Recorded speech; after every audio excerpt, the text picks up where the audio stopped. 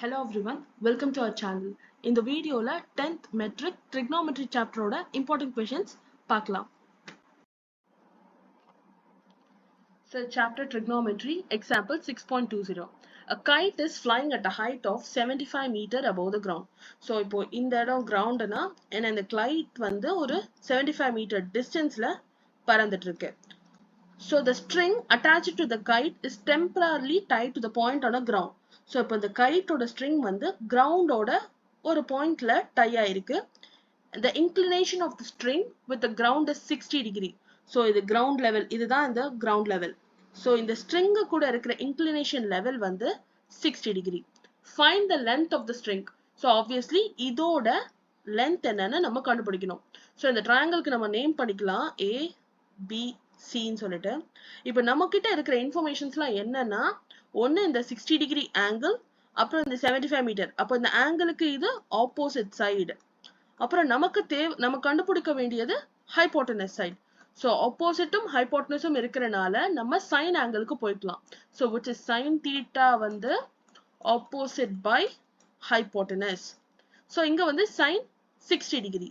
So sin 60 degree is equal to opposite side வந்து AB, hypotenuse side வந்து AC.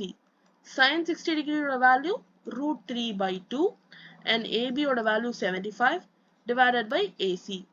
இப்போ நம்ம AC கண்டுபிடிக்கணும்னா so நம்ம cross multiply பண்ணிக்கலாம் and இந்த AC இங்க transfer ஆயிடும் and இங்க √3 இங்க divisionக்கு வந்துரும் and இந்த 2 வந்து இங்க multiply ஆயிடும். So AC is equal to 75 into 2 divided by √3. which is 150 divided by √3. இந்த 150 நம்ம 50 into 3 எழுதிட்டு divided by √3 போட்டுக்கலாம். and இந்த 3ல நமக்கு என்ன இருக்கும்னா ரெண்டு √3 இருக்கும். so ஒரு √3க்கு ஒரு √3 கேன்சல் பண்ணிட்டோம்னா நமக்கு ஃபைனலா AC is equal to 50 √3.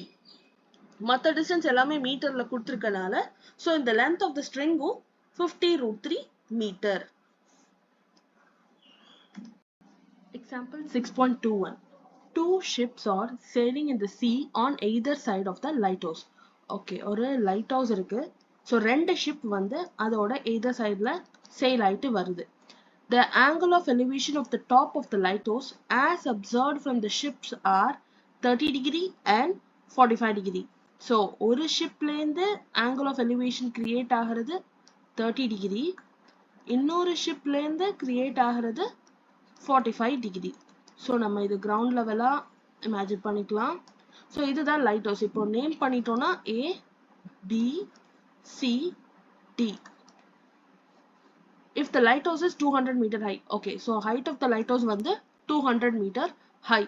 Find the distance between the two ships. So obviously நம்ம இந்த whole distance நம்ம கண்டுபிடிக்கணும். So இங்க நமக்கு ரெண்டு triangle இருக்கு.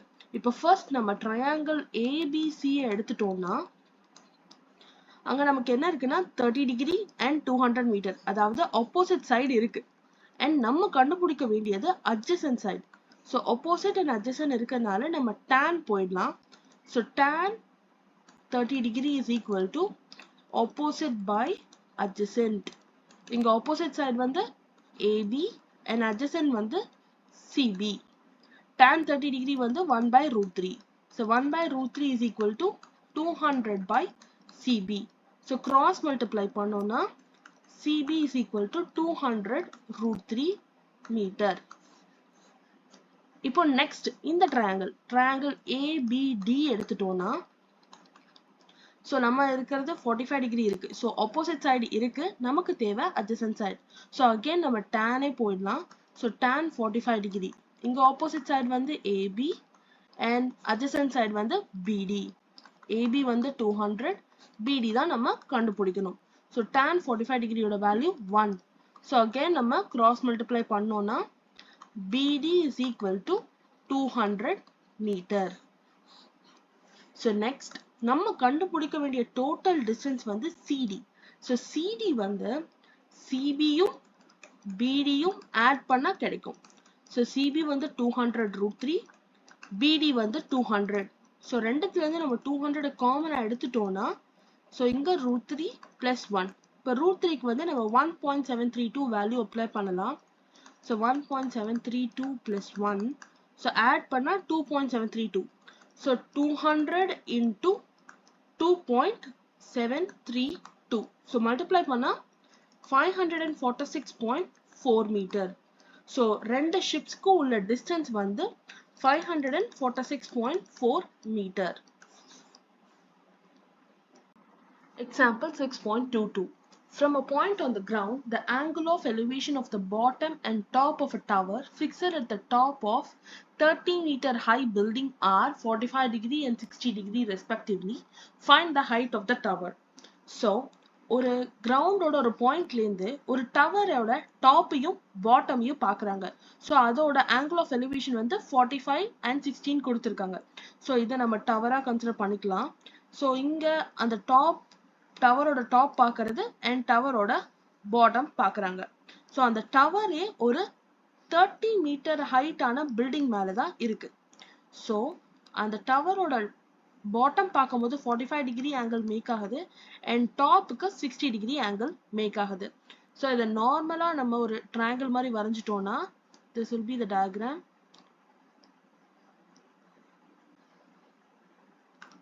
ஸோ இது 45 டிகிரி and இது 60 டிகிரி and இது மட்டும் டவரோட ஹைட் and இது வந்து பில்டிங், அது வந்து அவங்களே 30 மீட்டர்னு கொடுத்துருக்காங்க. ஸோ இப்போ நம்ம நேம் பண்ணிட்டோம்னா ABCD. ஸோ இப்போ நம்ம டவரோட ஹைட் கண்டுபிடிக்கணும், which is nothing but AB. So இப்போ இதுலயும் நமக்கு ரெண்டு ட்ரையாங்கிள் இருக்கு, ஒன்னு BCD இன்னொன்னு ACD.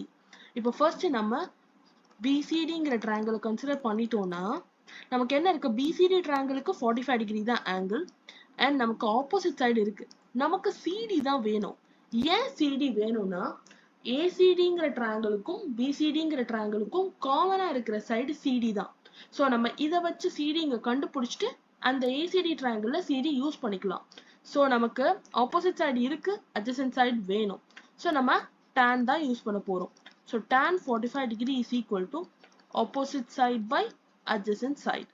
ஸோ opposite side வந்து இங்க பில்டிங்கோட ஹைட் 30, adjacent side வந்து CD, அதான் நம்ம கண்டுபிடிக்கணும். tan 45 ஓட வேல்யூ 1. ஸோ கிராஸ் மல்டிப்ளை பண்ணோம்னா CD is equal to 30 metre. Next இப்போ நம்ம பெரிய ட்ரையாங்கிளான ACDயை எடுத்துட்டோம்னா ACDயை பொறுத்த வரைக்கும் நமக்கு ஆங்கிள் வந்து 60 டிகிரி. ஸோ அகெயின் நம்ம tan தான் போறோம். So tan 60 degree is equal to opposite by adjacent. இங்க opposite வந்து AC and adjacent வந்து CD. tan 60 ஓட வேல்யூ √3. ஸோ நமக்கு CD ஓட வேல்யூ தெரியும், இப்போதான் நம்ம கண்டுபிடிச்சோம் 30ன்னு.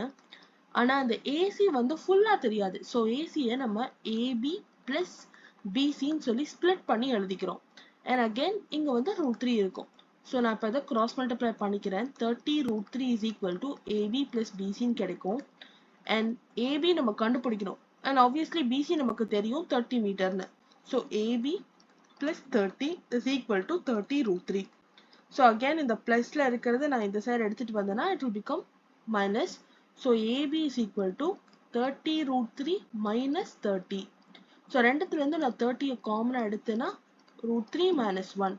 √3க்கு பதிலாக நம்ம 1.732 வேல்யூ சப்ஸ்டிடியூட் பண்ணிக்கலாம்.